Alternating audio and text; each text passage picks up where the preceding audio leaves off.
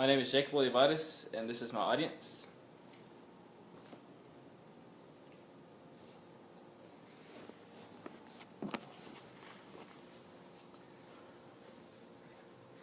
Good afternoon, and thank you for coming.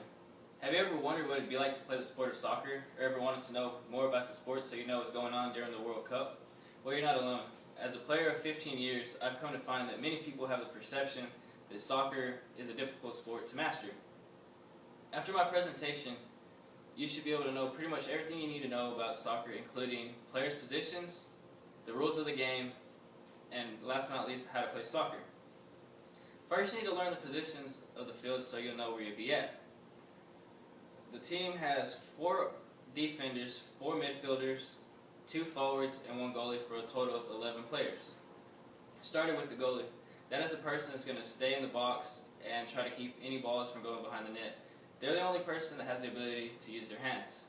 According to Lori Coleman in the Book of Soccer, she states that goalies are the only players that wear a different color uniform than their team, so you'll know which person can use their hand and which person cannot. Next we have the defenders. These people are going to stay pretty much behind the halfway line because their main goal is to stop any attacks from happening. Then you got the midfielders. These are going to be the people that drop back to help the defenders, but also push forward to help your offense. These are going to be known as your workhorses, and probably the people that are going to do the most running. Next, you got your forwards. These people are going to be your most fastest, most skilled, agile players on the team, because you're going to have these players do whatever they can in their power to get that goal in the back of the net. Now that I've talked to you about some of the positions, I'm going to go talk to you about the rules. The first rule is to never use your hands. In case the ball does touch your hands, don't worry, it's just a handball. The play is stopped and a free kick is awarded to the next team. Just like any other sport, there's fouls. They're not like basketball where you count up to 5 or 6 and you're ejected from the game. It's more like if you do a small foul, the ref stops the game and offers a free kick. But if it's more flagrant, more aggressive, then they give you a yellow card. This means that you're going to have to calm down and stop playing so aggressive. Now, if you keep on persisting or you get into a fight or start trash talking, then the ref has the authority to give you a red card. This means that you're ejected from the game and you cannot sit on the sidelines. The length of a game is usually about 90 minutes long, depending on your age or if it's in a tournament, and there's other various factors that could affect it.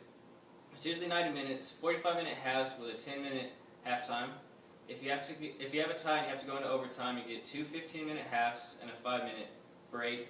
And if you have to go on any further, you go to penalty kicks, which is a player stands 12 yards out from the goalie, one-on-one, takes a shot, and tries to put it in the back of the net. You get 5 tries for each team. Whoever has the most goals out of that wins.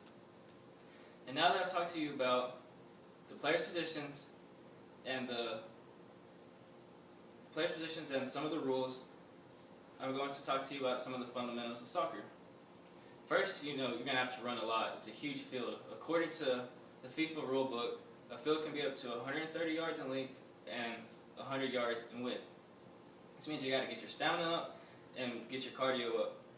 And to learn your dribbling, you just put a ball at your foot, take off running with it. You might not be able to sprint as fast as you usually can, but you'll pick it up.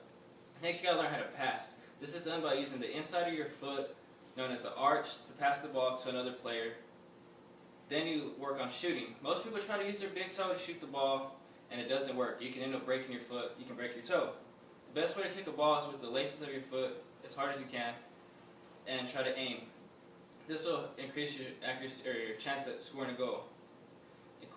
In the Book of Soccer, Steps to Success, John Luberg states that in order to score a goal, the ball must entirely cross the goal line,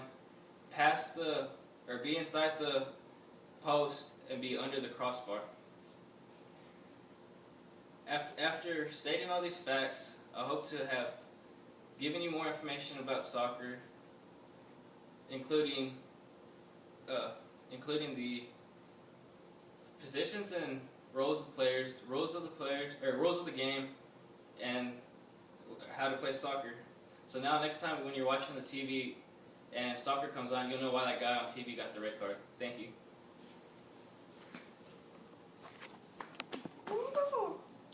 And here's my audience once more.